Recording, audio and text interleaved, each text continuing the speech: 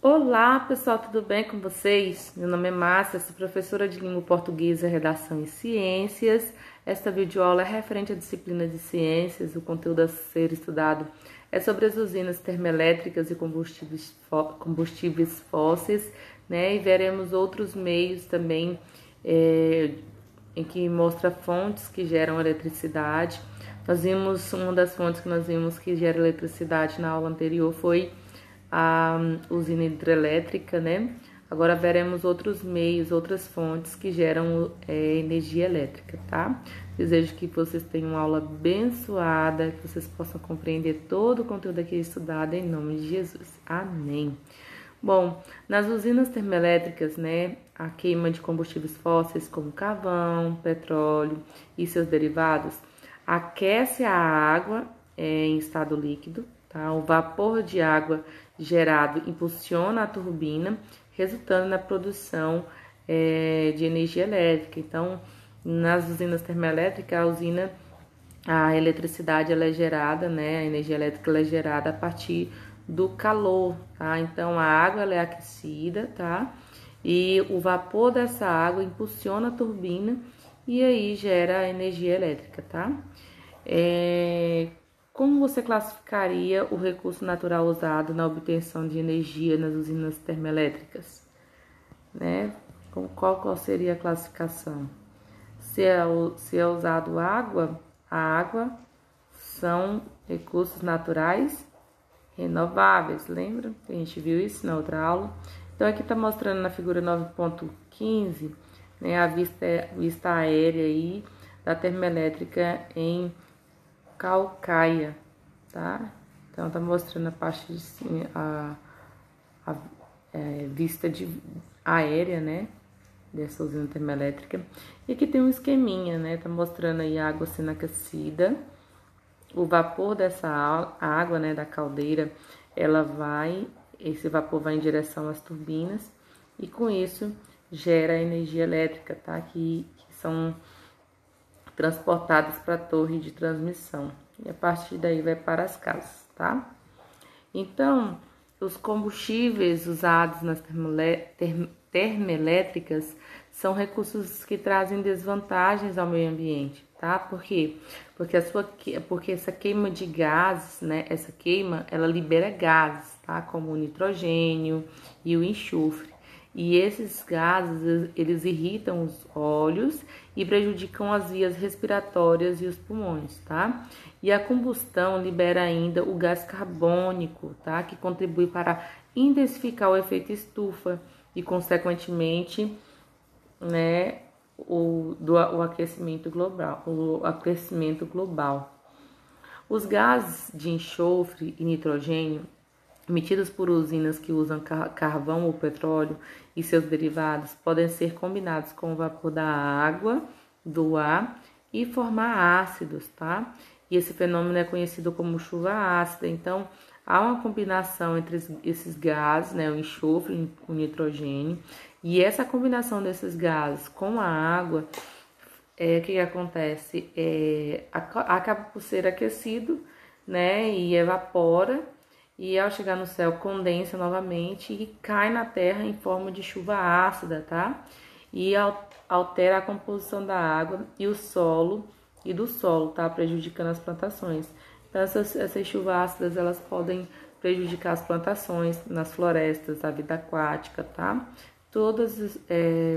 Tanto a flora quanto a fauna acaba por sofrer com essa chuva ácida que é gerada a partir da unificação entre gases de enxofre, nitrogênio e a água, tá? A chuva ácida também degrada prédios e monumentos. O carvão mineral é um dos combustíveis usados em algumas usinas termoelétricas, tá? Entre as suas vantagens, tem-se o custo relativamente baixo e grandes reservas de minerais de fácil acesso. Então, vamos ver a figura 9.17, que é essa aqui, tá? Entretanto, além dos problemas ambientais, a exploração das minas de carvão pode causar problemas respiratórios nos mineradores e nos habitantes próximos às usinas de carvão, além de expor os trabalhadores a risco de acidentes. Então, o ponto positivo é que é de fácil acesso. O ponto negativo é que essa exploração dessas minas pode causar problemas respiratórios, tanto em quem trabalha nessas minas, quanto nos habitantes, né, que moram próximas dessas usinas de carvão, tá? Então, algumas usinas termoelétricas usam o gás natural, assim como o petróleo. Ele é extraído da parte superior de depósitos subterrâneos, localizados sobre a terra ou sobre o mar, por meio da perfuração de poços. O gás natural também é usado como combustível em fogões, fornos, aquecedores e em alguns veículos, tá? É um recurso um recurso abundante, né? Cuja queima polui menos do que o petróleo e a do carvão mineral, embora também colabore para a intensificação do efeito estufa. Então, todos esses meios aí acabam contribuindo para o efeito estufa, ou seja, o aquecimento global.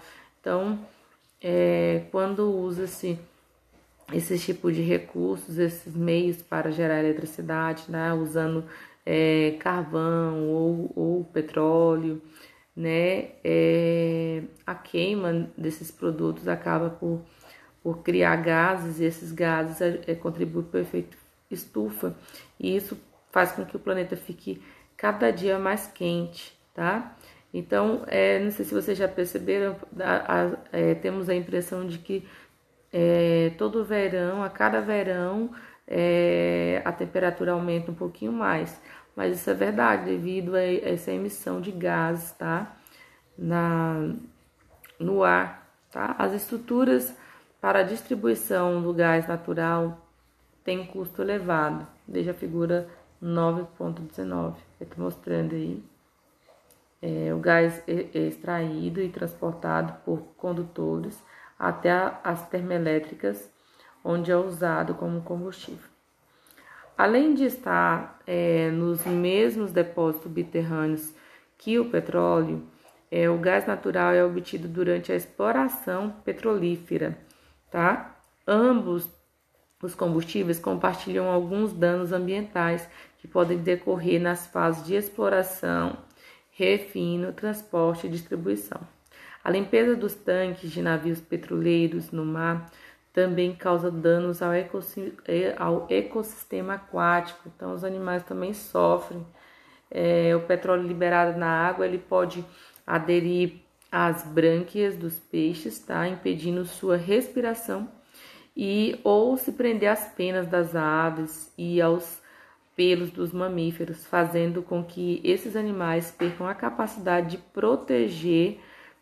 de se proteger das baixas temperaturas do ambiente. Tá? Outro risco são os derramamentos de petróleo, nos quais uma parte do material se espalha pela superfície da água e forma uma fina película que diminui a passagem da luz para trechos mais profundos. Veja a figura 9.20, que é essa aqui.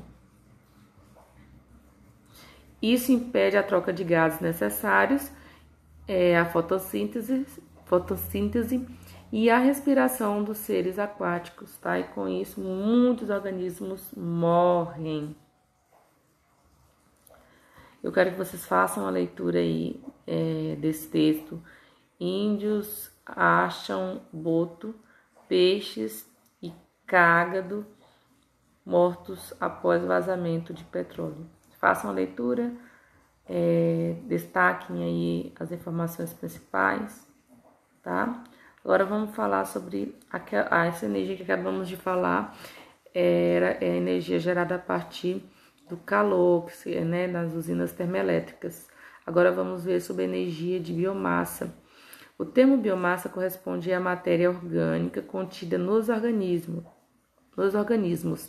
A biomassa está presente na lenha, em resíduos de madeira, no bagaço da cana-de-açúcar, na matéria orgânica do lixo, em sementes, entre outros, tá? Observe aí a figura 9.22, que é essa aqui, tá?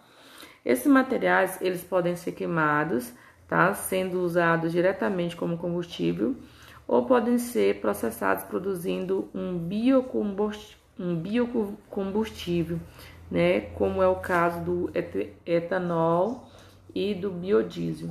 O etanol também é conhecido como álcool, né, e ele é produzido pela fermentação da cana-de-açúcar. Já o biodiesel, ele é produzido a partir do óleo de soja, óleo de algodão, gordura de animal, entre outros. A vantagem dos biocombustíveis é que eles são renováveis e podem ser usados, por exemplo, em veículos e em outros equipamentos no lugar de combustíveis fósseis, tá?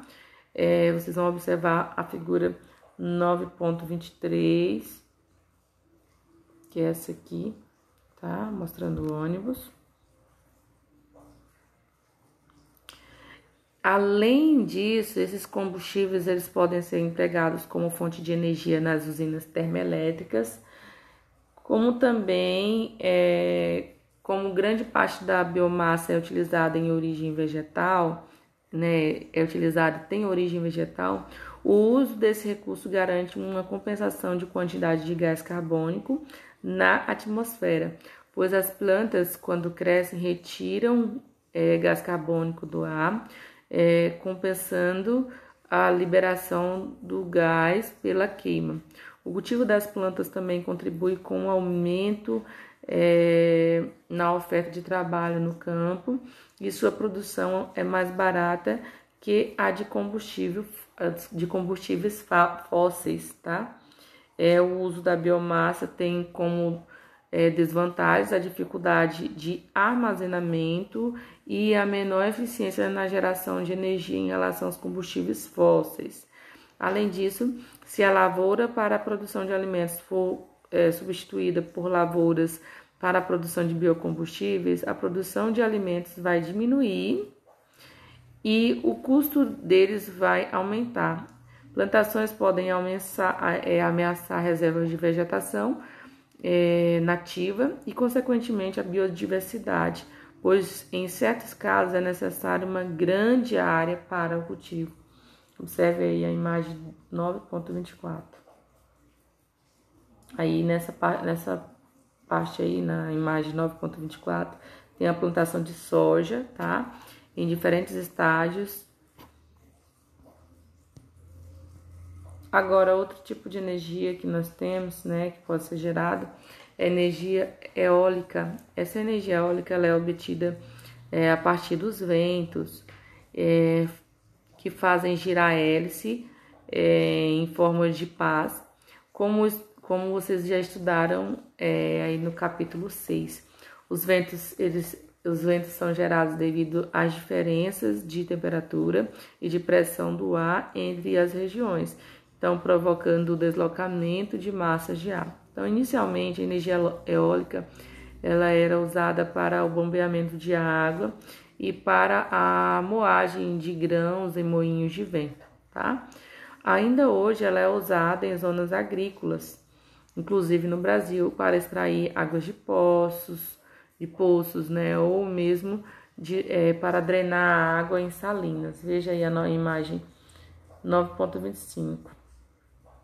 Salina com moinho de vento em Araruama.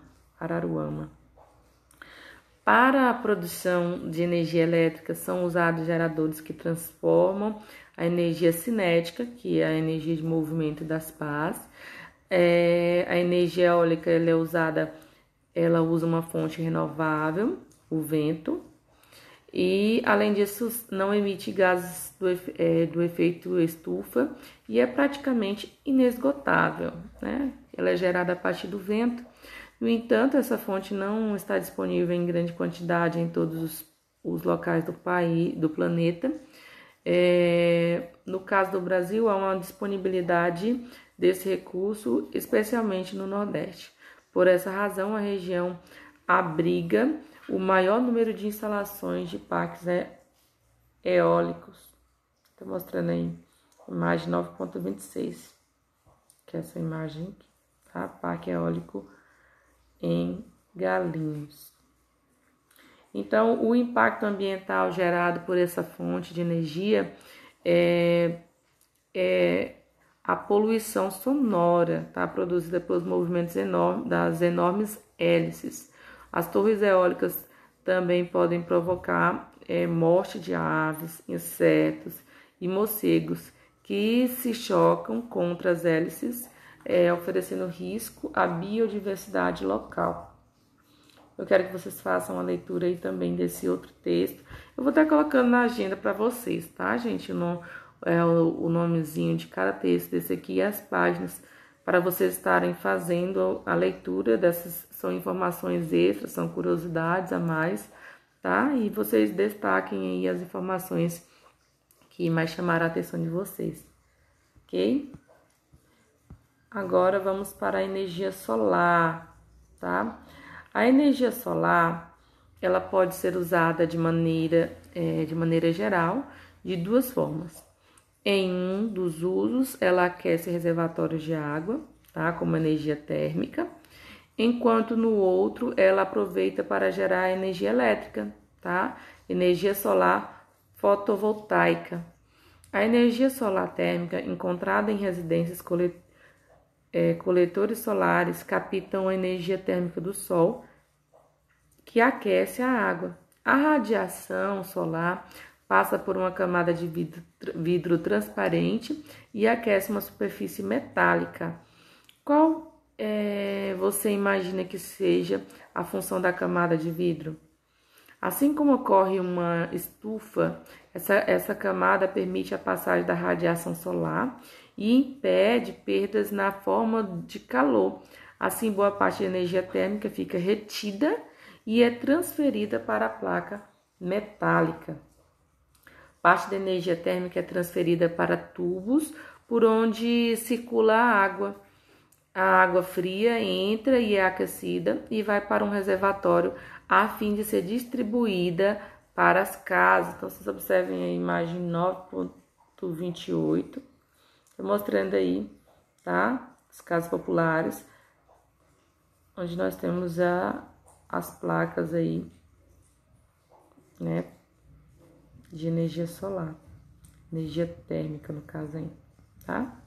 Então, além da economia da energia elétrica ou de gases proporcionada pelo uso de coletores solares, eles não poluem o ambiente e não aumentam o efeito estufa, tá? Então, é uma forma de produzir, uma fonte de produzir energia elétrica muito eficiente, tá? Então, ao contrário do que ocorre com a queima de combustíveis fósseis, o Brasil já é o 5º país que mais utiliza coletores solares no mundo. A energia solar fotovoltaica, as diversas células fotovoltaicas de silício que compõem cada um dos painéis solares transformam a energia da luz solar em energia elétrica. Observe aí a imagem 9.29. Tá mostrando a vista aérea aí dos painéis solares, tá? Para a produção de energia na França. Então, tanto na modalidade como na fotovoltaica, há alguns aspectos negativos, né, no uso da energia solar. Um deles é o alto custo de instalação dos equipamentos. A eficiência dessa modalidade de energia ainda é menor do que a dos combustíveis, tá? Dos combustíveis fósseis, uma vez que a energia solar só pode ser bem aproveitada em regiões com boa iluminação natural, de maneira semelhante ao que ocorre com a energia eólica e a disponibilidade do vento. Então, é uma energia eficiente, só que é cara, né, para se colocar essas placas solares nas casas, e também é necessário que seja que a região seja uma região que tenha uma boa iluminação natural, né? Que tenha bastante iluminação natural. Então, agora vamos ver a respeito da energia geotérmica. É uma energia obtida a partir da energia térmica vinda do magma, tá? Localizada no manto. uma camada abaixo da crosta terrestre, em algumas regiões vulcânicas do planeta. A elevada temperatura dos gases vulcânicos ou do magma provoca o aquecimento da água subterrânea. Essa água, quando é pré-aquecida, jorra uma forma de jato, os geysers. Observe aí a figura 9.30. Tem essa imagem aí, tá? Na Islândia, onde há muitos geysers, a água quente é bombeada para a casa e é usada para aquecimento, tá? Podem ser abertos buracos fundos no chão que atingem o reservatório por onde sai o vapor da água e outros gases. A energia térmica que vem da água aquecida também pode ser usada em usinas, né, usinas geotérmicas para a produção da energia elétrica.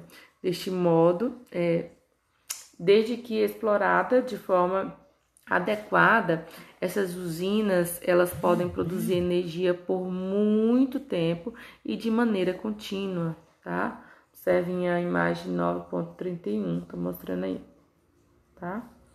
A principal desvantagem dessa forma de energia é que em muitos locais é necessário cavar buracos muito profundos, o que torna a tecnologia cara. Além disso, alguns gases expelidos são corrosivos e trazem risco à saúde.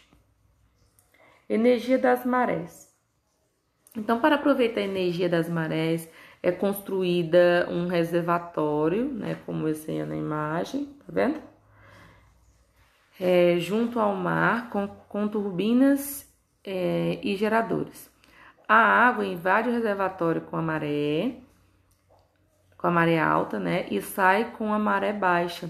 Com esse movimento, a turbina é acionada, gerando energia elétrica. É uma forma de obtenção de energia possível em locais onde há grande diferença de nível entre a maré baixa e a maré alta.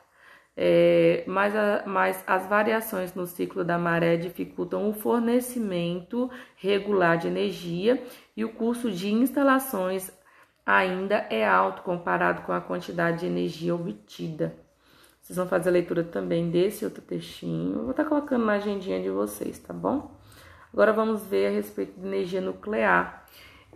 Para gerar eletricidade, uma usina nuclear usa minerais de urânio, um elemento químico instável, isto é, que aos poucos vai se transformando em outros elementos, liberando grande quantidade de energia térmica no processo. Por causa dessa e de outras características, dizemos que o urânio é radioativo, tá? Como vocês estudarão aí no 9º ano. A radiação ela pode ser usada para diversos fins, como a realização de exames, de imagens. No entanto, certas radiações, inclusive a radiação liberada pelo urânio, podem ser muito perigosas, provocando doenças, né, e outros problemas. O urânio ele pode passar por outros processos, como usado na fabricação de bombas atômicas, que ao explodirem liberam uma quantidade gigantesca de energia. Observem aí a imagem 9.33, bomba nuclear na cidade de Nagasaki, no Japão. Nas usinas nucleares, a energia térmica ela é usada para aquecer uma grande quantidade de água. Quando essa água se transforma em vapor, ela movimenta uma turbina que alimenta um gerador de eletricidade. Aqui está mostrando uma usina nuclear, como que ocorre, tá? Vocês observem direitinho o esquema, faça a leitura de cada parte, tá? No Brasil, a primeira usina nuclear, a Angra 1, foi construída em Angra dos Reis em 1985, a 150 quilômetros da cidade do Rio de Janeiro. Atualmente, há uma segunda usina no mesmo local em funcionamento, Angra 2. Tá? Observem aí a figura 9.35, que é essa aqui do lado. Uma terceira usina, Angra 3, permanece em construção desde 1984. A energia nuclear não provoca poluição do ar, nem contribui para o aquecimento global, tá? A construção das usinas causa certo impacto no ambiente, mas não depende do alagamento,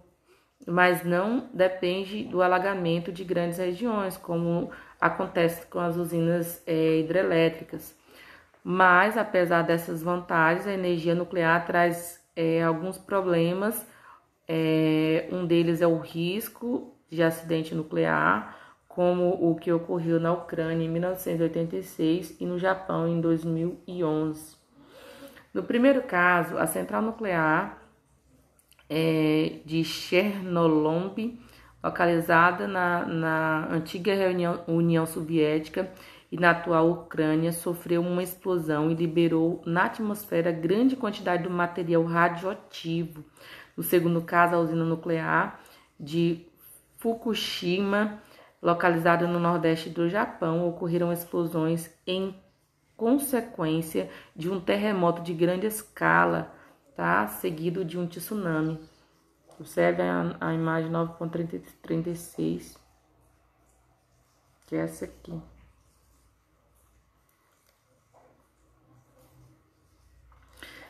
Em uma usina construída segundo as normas de segurança, é mantida sob constante supervisão a manutenção, o risco de acidentes é baixo. Mas se houver um acidente, ele pode trazer consequências muito graves aos seres vivos. Então, em uma usina nuclear, eles têm todo um cuidado, toda uma atenção, né? Seguem todo um protocolo de supervisão. No entanto, se por acaso houver algum risco, então as consequências são muito graves, né, para os seres vivos. Dependendo do tempo da exposição, do tipo de intensidade de radiação, pode haver destruição de células ou alterações do material químico que forma os genes, originando mutações, tá? Então, algumas mutações podem causar câncer ou mudanças que podem ser transmitidas às gerações seguintes, tá? Dose altas de radiação pode matar em poucos dias. Pessoas que trabalham em ambiente com radiações precisam, portanto, monitorar o tempo de exposição para não ultrapassar certos limites, tá? Outro problema é que, à medida que a usina nuclear funciona, outras substâncias radioativas surgem a partir do urânio e precisam ser removidas, tá? Então, parte delas é reciclada para ser usada de novo pela própria usina. Outra parte, porém, não pode ser reciclada e tem de ser descartada. Essas substâncias radioativas descartadas formam o chamado lixo radioativo e constitui ameaça ao ambiente e à sociedade. Há ainda o problema de que a água utilizada na refrigeração das usinas nucleares ou em outras usinas que utilizam energia térmica para aquecer a água e mover uma turbina é muitas vezes lançada em um ecossistema aquático sem ser previamente resfriada. Esse aquecimento da água de rios e lagos pode prejudicar os seres vivos que não suportam grandes variações de temperatura. Eu quero que vocês façam aí a leitura de observação também sobre atitudes para um mundo sustentável, tá? Então, eu vou ficar com a explicação até aqui, tá bom? Eu estarei colocando para vocês aí quais são os textos que vocês têm que fazer a leitura. O ideal é que vocês façam a releitura de todo esse conteúdo lido e explicado aqui para vocês, tá? Mas eu destacarei aí os textos que eu não fiz a leitura, que são mais informações extras, né, curiosidades a respeito do conteúdo estudado, tá? Então, nesta aula eu estarei deixando para vocês fazerem a leitura desses textos, tá? Então, fiquem com Deus. Qualquer coisa, eu estou no grupo, né, do WhatsApp ou no PV. e podem me procurar. Até a próxima aula.